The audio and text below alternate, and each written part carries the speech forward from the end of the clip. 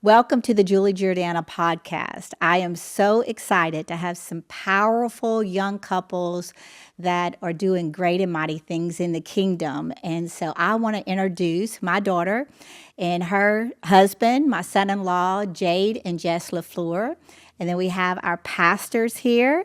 We have Pastor Alex and Haley Aber, and with Motion Church in Leesville, Louisiana. And it's such an honor to have all of you here, and especially together. And there's some deep history with all of us, and especially three of us. And so I'm excited that Jess has been able to connect with Pastor Alex and Haley and become good friends and connect. It's so awesome to see just powerful people living for God, and just everyday people that look like you and serve God and have raising a family, married, and just really being able to stand on the word and keep Jesus as the center, right? I mean, it's just so awesome to see other people, and that's what a lot of people think that can't be done, and you guys are doing it, and we really want to share that with other people and celebrate what you've learned from the Lord and what you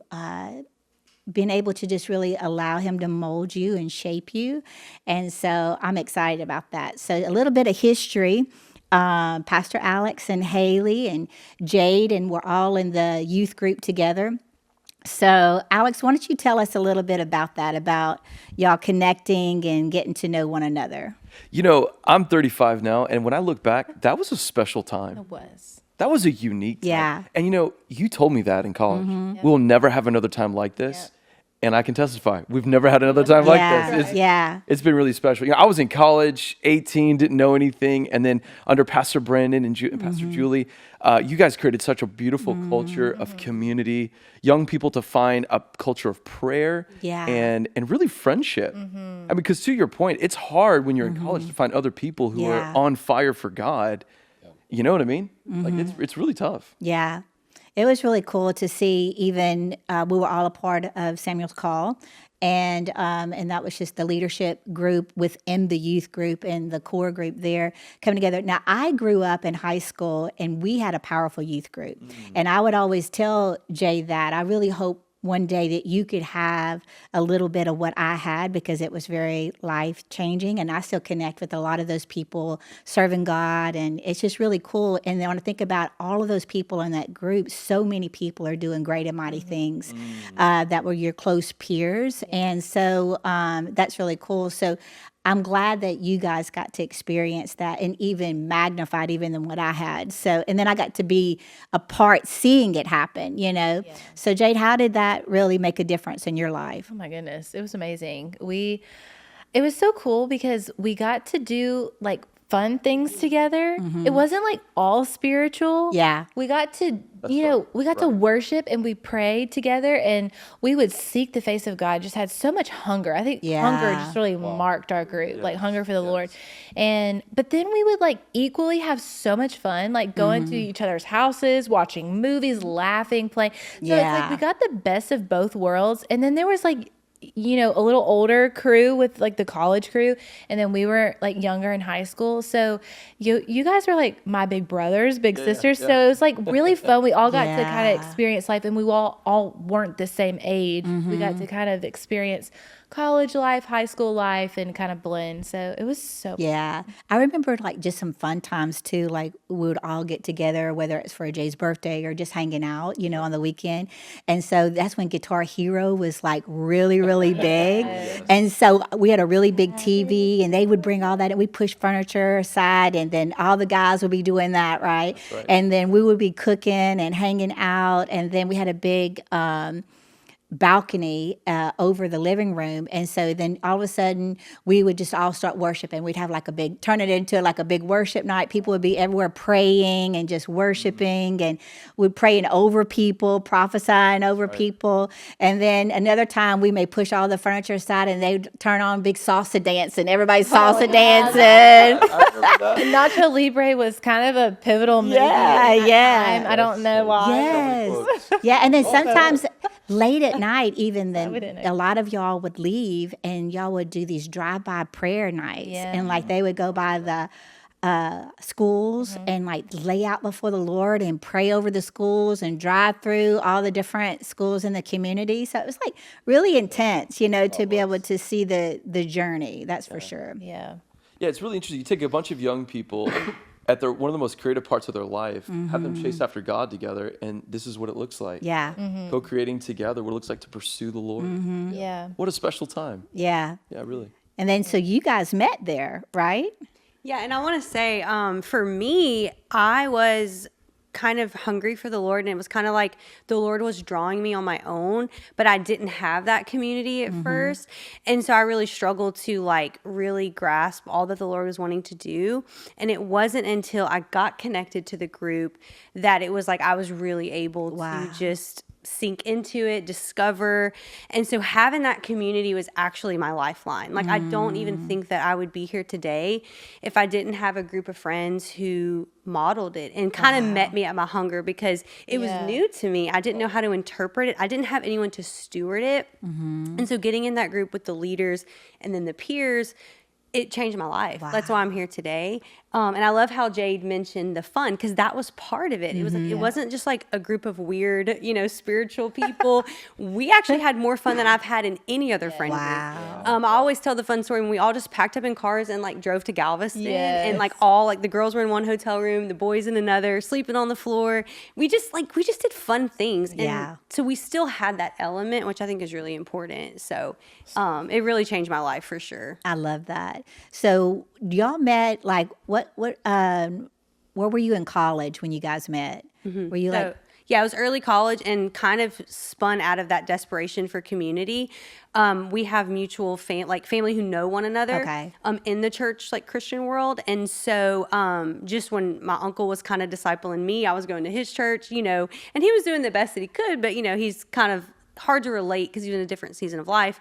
His uncle knew Alex and different churches, but, they knew one another. And so I heard of him and kind of reached out, but it kind of ended. Yeah. I think it was the Lord. Yes, but truthfully, I did think that he was cute, but it really was. I was trying to see if I was trying to find community, and I thought he went to that group, that church. She was looking for a community, but she found her husband. Hey, come on, that's a word for somebody. And I remember it was months later, he just was praying, and he said that like I kind of came before his mind, and the Lord said, plug her in, which kind of makes me want to cry, but he's like, the Lord said, plug her in to your community, get her involved. And he invited me to a coffee thing at Starbucks, and that's what changed my life. So Wow. I think that was really cool because I got to see Haley grow in the faith. I got to see her be filled with the Holy Spirit. I got to see her follow Jesus, surrender some things in the world that she was clinging to, and I got to be that friend on the side. And so, somebody is, we romantically obviously grew, but spiritually, it's really we first grew there. And awesome. I know of her spiritual history, and she knows of mine. I love that. Cool. Wow. And I know when y'all were dating, it wasn't just like you fell in love and y'all just stayed connected. I know there was some back and forth in there. So I want y'all to talk just a little bit about that, just because normally when you're mentoring people in general, and if there's a lot of back and forth, you need to go back to the drawing board and make sure, is this really meant to be, or do you need to actually, you can love someone, but it doesn't mean that they're the best for you, right? Yep. And so, but you were meant to be, and there was some back and forth. So I'd just like to hear a little bit about that and how God gave you clarity. Yeah, just because you get spiritually saved doesn't mean that, your family trauma goes away, And so I think for me, after reflecting, Haley and I have had this conversation many, many times. We broke up off and on for like 3 or 4 times throughout college. A lot of that was, I grew up in a home that was really volatile. And so I inherited a lot of trust issues, I would say, where I didn't know how to commit myself to something. I was afraid of making the wrong step. I didn't want to end up like my mom or dad. Wow. So a lot of that motivated my life. Even wanting to be a doctor, wanting to grow, it was escapism. It was a pursuit, and there's a difference there. Yeah. And so when Haley came in my life, something precious, something I grew to love and I had great affection for, I had a vision for, I was afraid to commit. Wow. And so anytime we got close and we got deep, I would, this is too much, and I would walk away. It wasn't until, honestly, Haley kind of said, I don't know if you ever get me back, so you either got to get on the pot or not, you know, that I kind of evaluated, and I said, okay, I have to I have to let this go, the insecurities and the fears that I have. And it's either I have to make a choice as a man, whether I'm going to pursue her and have her or if I'm not. Right. And I made that choice. And now 12 years later, 3 kids later, here we are. Yeah. Yeah. That's so awesome. Jade, I wanted to talk with a little bit about your journey, because in your young faith and in high school, and especially the beginning of high school, is when your dad and I separated. And so your faith was really challenged really early in that timeline. And so I wanted to, and you had to really pray and seek the Lord and like make sure you really had some good roots and not be bitter and, have your own views of that, especially when you prayed and believed and fasted for a long time for us to be able to reconcile. And then when we actually really got divorced, that was really a big blow for you. But I wanted you to talk a little bit about your faith being challenged at that time, but also how have you had to embrace the love of your life coming together and not let that bring fear in your own relationship. Yeah, so during that time when y'all were, in the divorce and everything, I remember, I'm just having some memories come back, but during that time, I remember I would listen to Jason Upton. Like that was still makes me just go straight into the glory when you turn him on. Like this one album that we were listening to a lot at youth and like during our prayer times and stuff. But I remember I would just play that album and it would just like the presence of God would come in the room and just like wash over me. And obviously in the pain and all of that, I just remember the Lord would just meet me there. And I remember I was just really so hungry for God. It's like, pain has a way of really just bringing you to a place of decision, whether you're going to pursue God in the middle of pain or you're going to go the complete opposite direction and just kind of satisfy your flesh. And it just felt like, I just felt like the Lord like arrested me in such a way that it was like, there was no other option. Like I was just so resolved, like this is like, God is going to get me through and like, God is going to meet me here. And I don't know how people walk through life without God. It's like, oh my gosh, he's our lifeline. Like he's everything. He gives you peace when you're, full of chaos or anxiety, like he's right there. And so, I just remember that time just really being marked by God's presence and like I would journal and God would meet me there. And there were days that I like couldn't finish school. I would have to get you to come pick me up because I was just so emotional. There was so much going on in my heart. But I look back at that time now, even though through the pain, I felt like there was so much beauty that came from the ashes. And so much of my history was even built with the Lord in that time that it's like, oh, I can weather anything with God. Like he's the reason we can weather any storm. Yeah. And so I think moving into marriage, there were moments like in the first year of marriage where I would see on social media, like different people I knew over, the span of my lifetime, seeing people getting a divorce, like being young, married and getting divorces. And I was like, oh my goodness, I remember the fear started to like creep in. And I brought that to Jess and I was like, I am just feeling like so much fear, even though I know that we're good. And I know our foundation is Christ, but feeling the fear from outside sources of social media. And he was like, probably should just like take a break. Let's be really practical here. Let's just take a full-on break from social media. But I remember like I really had to give that fear to the Lord. And God is just so kind that even when we need when we're feeling fear, like he's just come to me. Like I'll help you take care of it. I don't want you to walk in fear. I want you to walk in peace. And so there's different moments in first marriage, just really having to trust God with those fears. But that's so good. Jess, I know that you had when you fell in love with Jade and you were just really pursuing her, I find that's like really rare today because a lot of young males are really more shy. It's, the dating scene is very different than the way I grew up versus the way that all of you grew up. And so makes it a little different. Not everybody just going on a date once a week like we grew up, know. And so for you to take such a bold stand, where'd you really feel like that came from? Oh gosh. Honestly, I'm kind of leaning on her answer, but I'd found this place where dating was such a point of insecurity for me. Honestly, up till right before Jade, it was just like I'd had my heart hurt during dating, and I was like, okay, so this is kind of a game. Like, whoever doesn't get their heart broken wins, and so it was just like this, like, I don't know, what to expect and all this stuff, and so it just always felt confusing a little bit, and like I don't really know what I'm getting into. But with Jade, before Jade, I'd come to this point of like, God, you know what? If I have you, I have everything.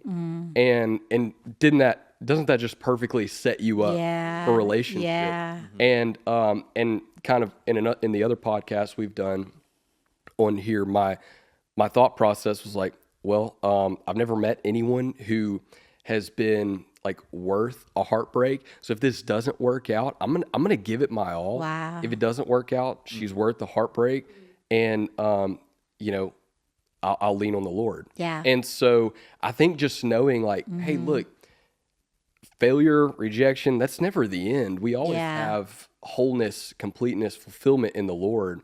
And I think that was my confidence in like being the most vulnerable I've ever been in my life. Wow. I had that confidence of like, well, I can always lean on the Lord if this doesn't turn out good. So I'm all in. Yeah, I think, that mindset. That's awesome.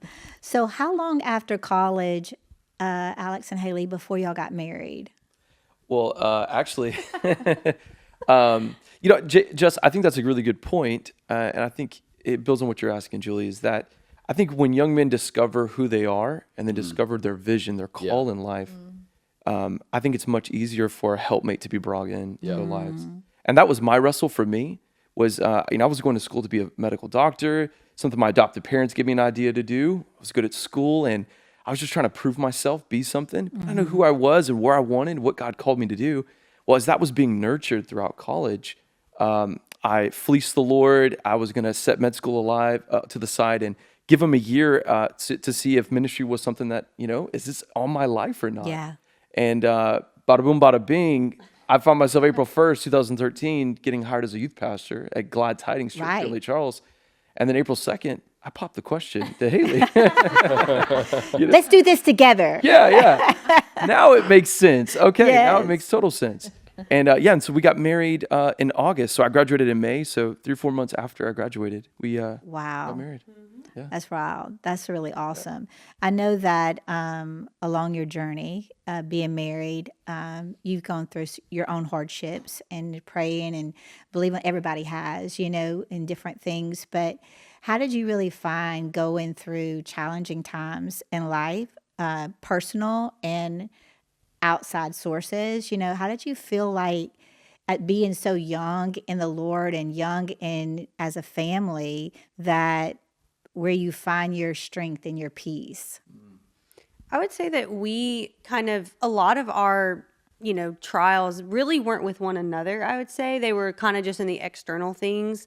But the little bit of relational one that I will share is Alex was always so, he modeled just like humility and like, so his like posture really loved the mess out of me, literally. Wow. So like I always share this story, but like if we would get in an argument, I'm kind of a walk away. Like I'm gonna walk away, I'm gonna shut the door, like I don't want to talk about it.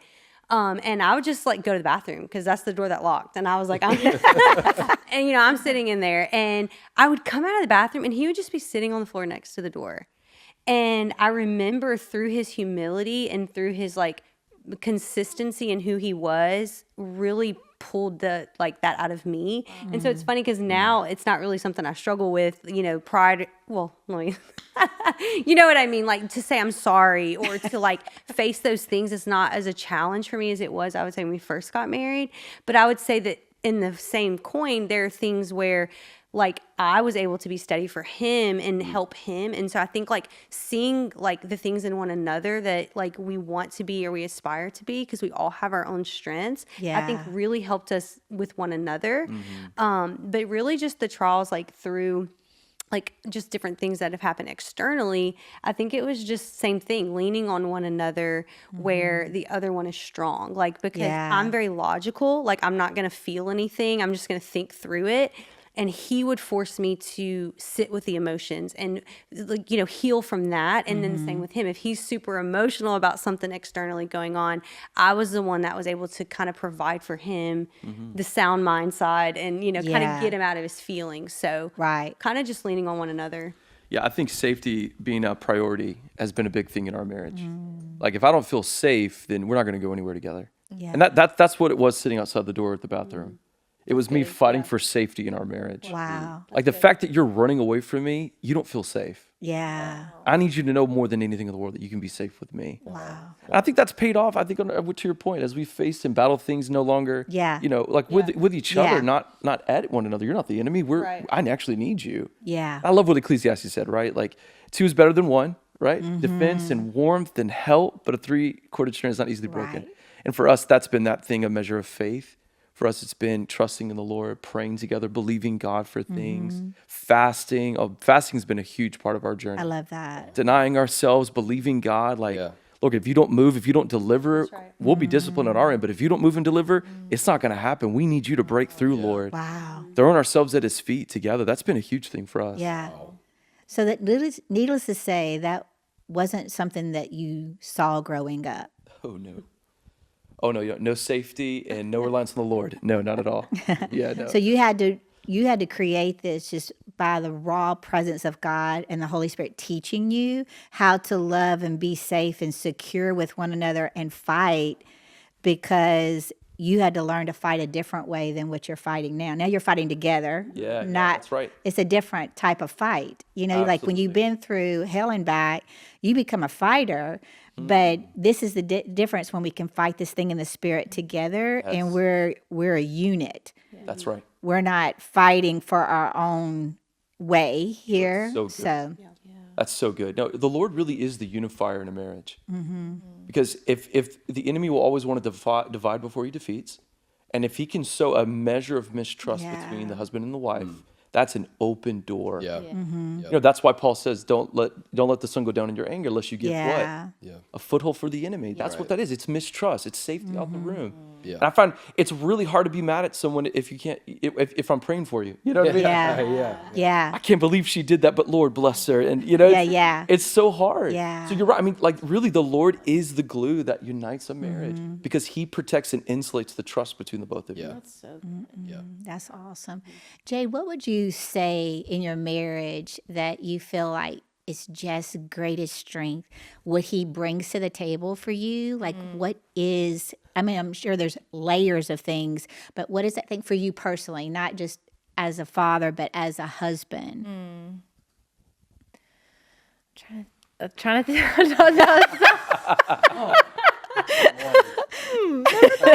No, I'm kidding. Oh, I'm sorry. I'm just making sure I pick the one I really want to say.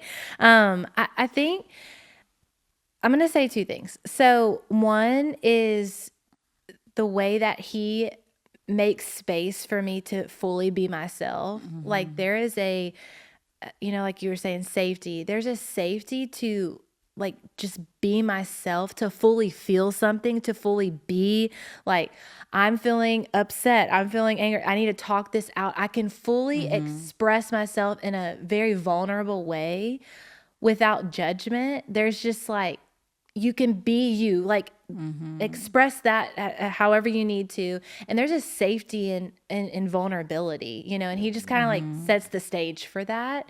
So I would say that. And then, I think just the way that whenever we talk through anything, whenever we're needing to communicate about something that we're on opposite sides on or whatever, I think I love, and this builds a lot of trust and safety in our marriage, is the fact that I know that we'll always land. Like we may be on different sides of opinion or thought, but at the end of it, I just know that we're going to get to a place of agreement and understanding where I'm going to be quiet and listen to what he has to say. And then he is much better at this than I am. Very quiet, just to listen and let me hash out however long I need to. And then he responds. And so there's no like interrupting each other. And I think because of that, like the honor in that, and he's displayed that just so well, that we're able to land on something and come to like a point of agreement, if that makes sense. That's So awesome. every time there is something, it's not like, oh no, I don't know if we'll be able to work through this. It's like, no, we will. Wow. We will figure this out. And Wow. that's the Lord. You Yeah. know, that's not just on us. That's the confidence in the Lord that he's going to lead you well. Yeah. Yes. So Jess, what would you say for her? What does she bring you the strength that you know that you need? She really is just so graceful. I think sometimes like on days where I'm feeling the weight of, everything that comes with being a father or, work or what have you, she's just so good about like, we're going to find beauty in today. We're going to find joy in today. Cause I'm the type of person, like if I've got a mission, say to buy a house or something, I can eat beans and rice for a year and like be unhappy. Jade's face. But Jade's like, no. Let's like, That's not reality. we're going to like search out the gold in today. And so she just makes life like so beautiful. And whereas I can be more like locked in on something, she's like, hey, we have children, like we have a relationship, like you are not in your own world. And so she just brings so much beauty in each day. And so that's one of them. And I mean, she's just the most trustworthy person I know. And I think that has allowed me to grow in what she was even saying about me as far as like making space, because I know that we're not enemies. I know that we are better together. Yeah. And so when it comes to communication, solving problems, disagreements, it's like her grace allows me to make more space and therefore knowing like if we can just resolve this, we will be better. Yeah. Each time, growing better and better. And so that's kind of the heartbeat, the driving factor of, I guess the things she said I do right, but she just provides so much grace I love that. for me to even, do that. So just by being so trustworthy and I think that the beauty of when you know you have each other's back, like no matter what goes down, because we don't know what's coming at us. Right. We kind of know the temperature and the pulse in the house, like how that's going, but we don't know what's coming at us. And so no matter what, I want you to always know that I have your back. And and when you're down, I remember one time I was mentoring this couple that were about to get married, and he was a pastor. And so I was spending some time with her and teaching her how to cover him, like on days that he's really, really busy. Like he ministers on Wednesday nights. He was a youth pastor. So he ministers on Wednesday night. So this is the day that you don't go to him with, unless outside of a crisis. This is not the day that you go and want to talk about your feelings and you got to work on some things. Like, that's the day you cover him and you pray for him. and then you can deal with that another time. But it's just so cool, like teaching people how to cover one another and to be at peace with one another, but yet still extract the greatness out of them. And I feel like that's what been watching both of you is that y'all are also big dreamers. And there's nothing like knowing that your spouse has your back and you are both dreaming together. Right. And you may have some individual dreams, like personally, but yet that y'all still believe in those two. It's not just about for the family or for our future or about the call of God on our lives, but even individually the things that matter. And so I want to kind of pitch that to you guys, Alex and Haley, like being dreamers and the strength that y'all have together. Like, how do you feel like you can help provoke one another in dreaming and fulfilling the call of God on your lives? What a great question. Do you want to answer? One thing I'll say is I think having the perspective to call out in them what they don't see. So like, we even had a little bit of that moment on the way up here actually, of just like, hey, like talking about something like, I really see that in you. And like in this season, I think this is what God's doing in you. And so just having that like mindset to see that in one another, because I think sometimes it's hard to see that in ourselves, to see what God is kind of doing when you're in the midst of it. And so I think that's been a big thing, to see that in them and championing them. And I think that there's been different seasons. We've been married almost 13 years, and it's like there have been seasons where it seems like God was really just fulfilling a dream for him, and then me and Jade talked about that earlier. Like there were seasons when I was home with the kids, and they were really, really young, and maybe I wasn't really pursuing things. God was still working and revealing and doing things, but maybe in that dream world, there were some things laying dormant in my life and in my heart. And even here at Motion, like just some of the things that we've been doing and God's been using us, I've been able to really discover some things about myself that I didn't know. And so almost just like having one another to call that out and champion that, and being okay of like, this is what God's doing in him, and I'm going to challenge that. Kind of like what you said, not challenge, but call it out. And kind of like what you said about covering, like this is, I'm going to support, and I'm going to do everything I can to make sure you have what you need and you can accomplish that. Right. I think too, it's like learning as a couple to go through seasons of waiting together. Yeah. And like sometimes that is together. Sometimes we're believing God for things and we're going to wait. But to Haley's point, I mean, I've watched Haley go through a season where the Lord was silent and he kept her in a season of waiting. Wow. And sometimes that's okay. And sometimes I'm on the bench and she's in the field. And I think what we have to realize is that God does some of his best work in the silence. Yeah. 400 years. We read our Bibles, right? Yeah. 400 years of silence. Yeah. Well, you have an opportunity in the wilderness seasons. You have an opportunity, and what you do in that moment is very critical. And it's so you have the time I can look at my circumstance and be sad, be all the feels about my circumstance, or I can say, I choose to trust you. I don't understand it. That's right. But I choose to trust you and allow the roots to grow deep, because even in the trees, the roots grow the deepest in the wintertime, but in the wilderness time, it's just to let the roots grow deep and let you be strength and use the time wisely to seek the Lord and versus just looking at my circumstance. And just, and that's a choice which you do. That's right. And same thing in a crossroad, like Jade said, like when we're talking about the separation and the divorce, you were at a crossroad and you had a choice that I can say, oh, this don't work. Like I've been praying and now this don't work. They really got divorced and who cares? God's not real, like whatever. Or you can put your faith in the trial and test it by fire and see the fruit of what you may not get your outcome that you may always want, but you became better because of it. That's right. You know what I mean? And so as long as I'm growing and I'm learning, it's not all about, we talked about before, about the right and the wrongs. It's about, am I growing and maturing? Am I really learning how to hear God? Am I really learning how to apply the word and not just get a feel-good message at church and it gets you through the ups, but it don't help you in the downs, I think there's two parts of that, right? I think we expect God to deliver us, but then there's another part, I think, to the Christian walk, and that's discipline. And discipline is, I'm not going to expect God to do something for me that he expects me to do for myself.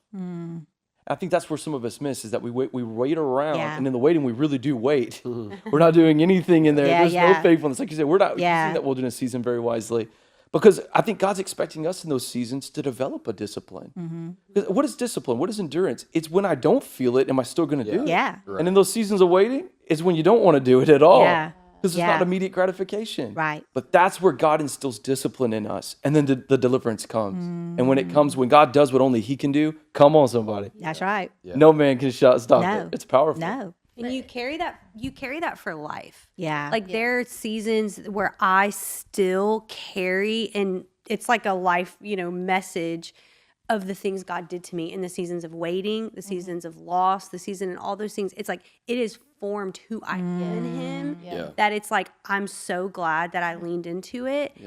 Because it's like a life message for me. It's like the very foundation in those seasons. So good. And it's like, God is always the point in the middle of like the trial and the, the hard stuff.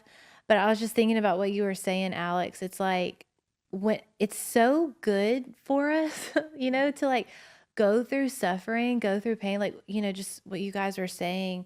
It's like you get more, you get to know more about the Lord, more about his character. And you're right, it forms a deep sense of who you are because you now know more about your creator. That's right. So then more about me is revealed. And then the deeper you get to know, it's just like this beautiful cycle, where like what the enemy would have meant for evil would have been for you to look away from the Lord, for you to not grow, for you to stay walking around the mountain time and time again. But God's like, oh no, I have good. Like, I know how to turn this and make it for your betterment. Yeah. And it's like, what a beautiful thing. Like, that we always have a hope. Yeah.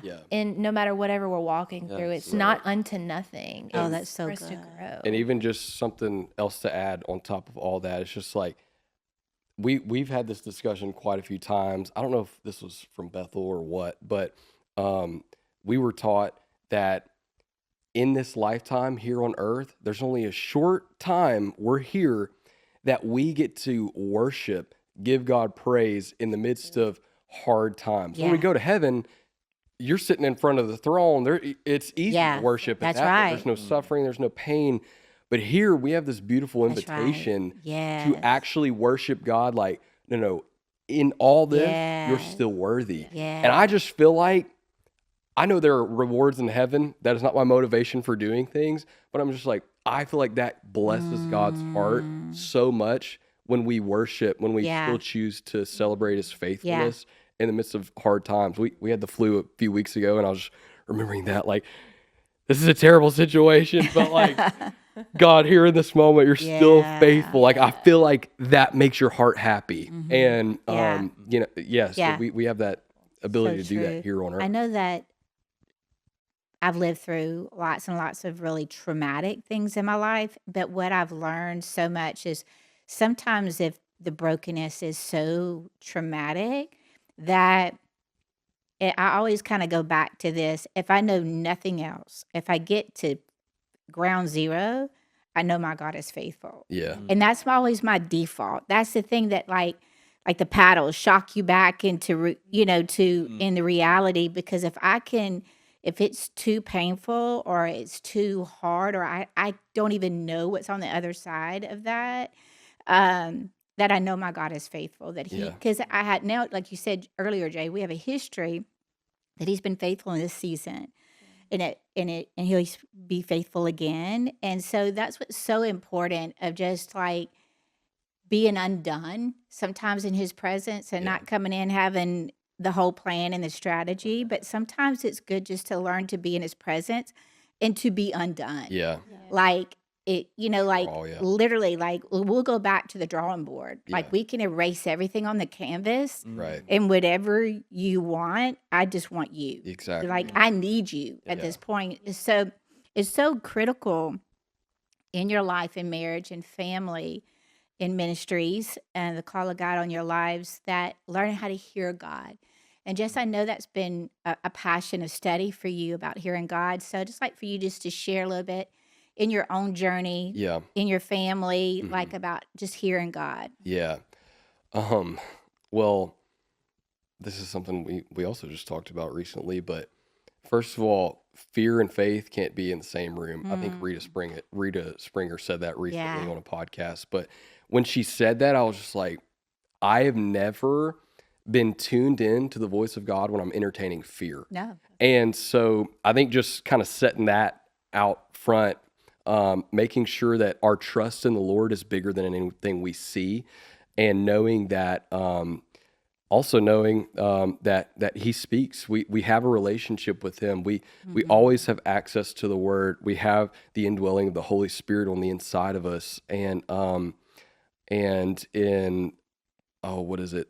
1 Corinthians chapter 2, it goes into talking about just basically we can have the mind of Christ. And the more we read the Word, the more we spend time in prayer, the more we actually recognize, oh, okay, that feels like the Lord. Yeah. And okay, this is my You thought. learn his character. Yeah, exactly. You learn his word. Yes. Like it all goes hand in hand. And so you spend more time with the Lord. You're beginning to recognize when He is leading you, when He's correcting you, and so that's pretty much the foundation of the whole thing is trusting Him and knowing that the more time I spend with Him, the more I have an ear for Him, the more I recognize, okay, I see you working, or like, okay, you close this door. You know what I'm saying? And so, spending time with Him, it'll give you an ear to hear His voice.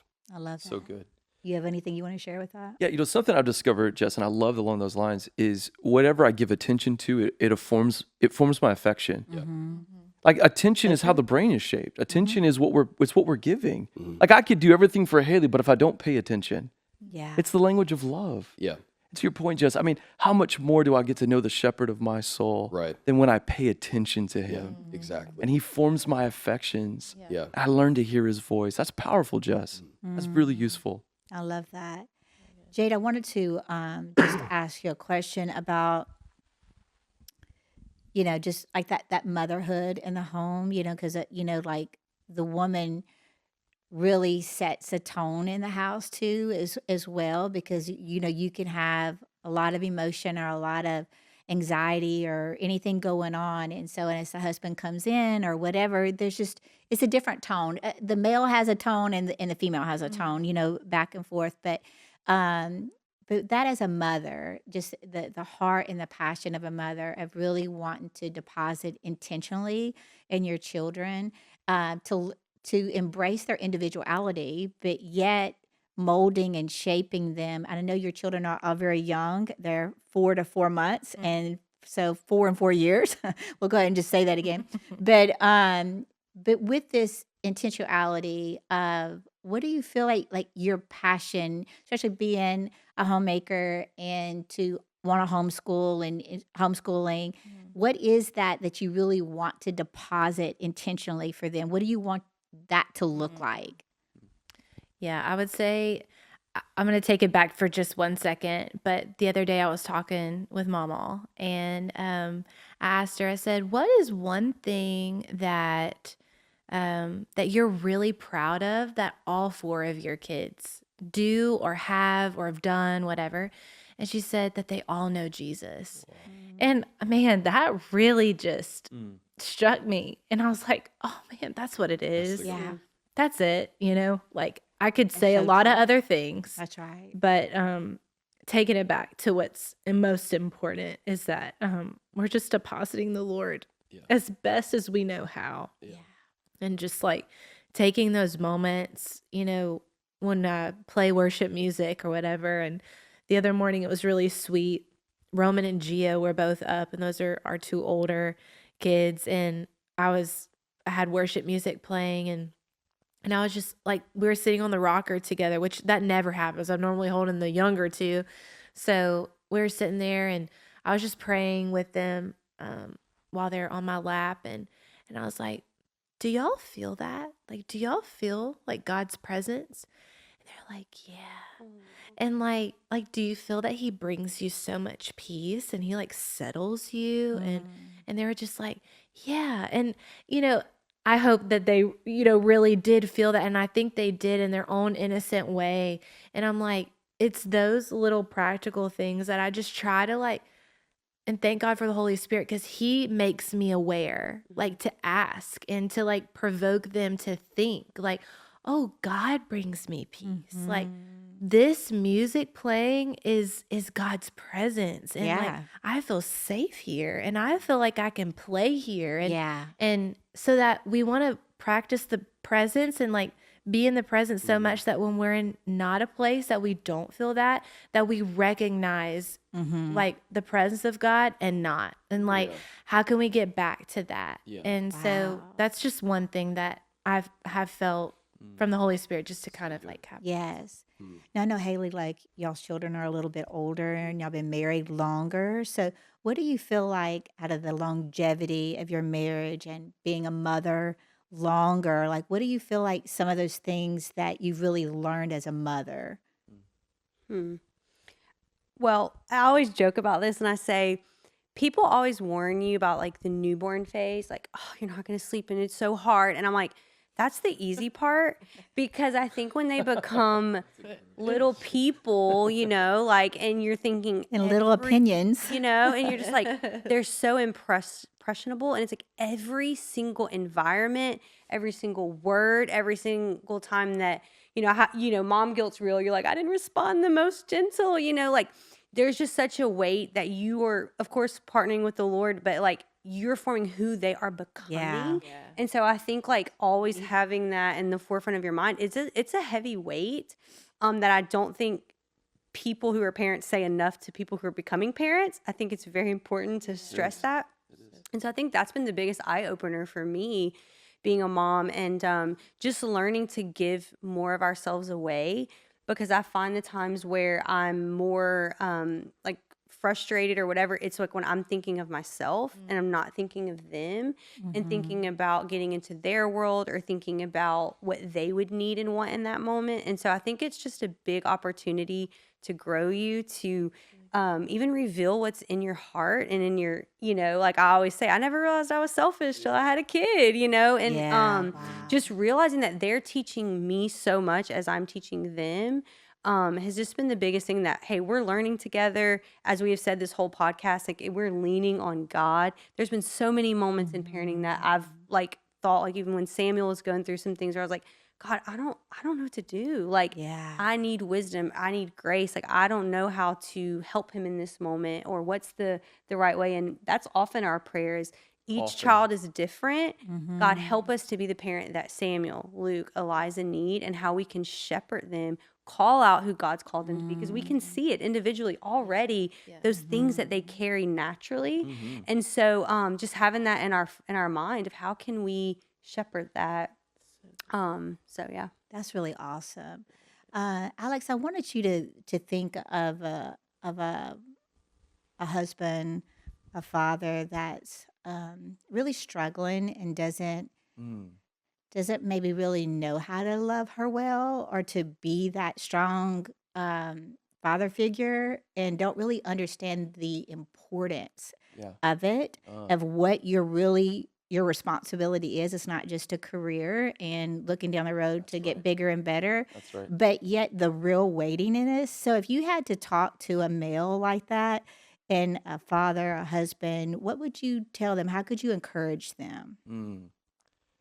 I think I would first say something very sobering, and it's that your lack of being present with your family is killing your family. But the good news is that you don't have to do much, but just be present. Wow. Be in the room. When your wife is talking, you're in the room. When your kids are playing, you're on the floor with them. You're present eye to eye. You're with them. You're present. I think sometimes we complicate it. I think presence is the new romance. Wow. I think in a culture where we have so many distractions, I think when a human being will sit in front of you and listen to you and ask questions and investigate you, what's right in front of you, it is the most loving act we can do in our culture. Yeah. Be present. You don't have to be perfect. Look what I came from. I am not perfect by any means. I'll tell you that right now. Yeah. But I'll tell you what I'm learning though. I'm learning the power of being present. Wow. That when I'm in the middle of something and Sam comes up to me, of course, my first reaction is, I'm too busy. But then I remember that the language of love is presence. Wow. What's up, buddy? Hey, how you doing? What? Wow. Being present, being present. I just love that. That's so beautiful. Jade, what would you tell a wife, a mother that doesn't know about really loving her husband and calling out the king in him, and to not just about her desires, but the real importance of the role of a godly mother, being that strength to him and that intentionally deposited into the children? How would you encourage her? Oh man, well, the first thing that comes to mind is like just hit your knees and like go to the Lord in prayer and just like ask him to give you that heart. And I don't have like the perfect answer, but I just think if you go to the Lord, he knows. Yeah. And not to like, make it a cliche answer, but just he really does know your husband and your kids better than you will ever know. And you guys were saying you pray often, like I want to be that parent that this child needs. And I pray like a similar prayer, like, Lord, help me love my husband the way that he is designed to be loved. Help me to love, all my kids the way that you created them to be loved. And so it just kind of goes along with that, even just to your question, like ask the Lord to give you a desire to love your husband, love your kids, and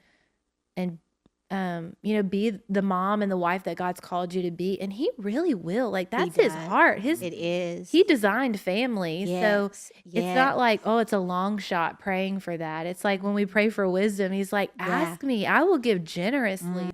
Amen. I really want to thank y'all for being so vulnerable, today, and just to share your hearts and reality of really raising a family, loving one another, and just the intentionality of pursuing the Lord and to raising your children and not just getting caught up in the whirlwind of life of just managing the home, managing your job, and raising kids, and it's easy to do that, but intentionally you put the brakes on purpose to say we get one shot at this. We get one shot at this, and that you guys are really really learning how to hear God and apply it, and so it's just so beautiful to watch. And I just want to tell you again, thank you so much for today. And I know this is going to bless so many people that need to hear it. Like I believe that there's people praying that they need to come across something to give them hope. And I really believe this is going to be a powerful tool to encourage them and empower them and quicken them on the inside of that God is real. Marriages really do work. And the family unit is still powerful in what God designed. 100%. Amen. Yes. So thank you again. I appreciate it. Thank you. Bless you. Thank you.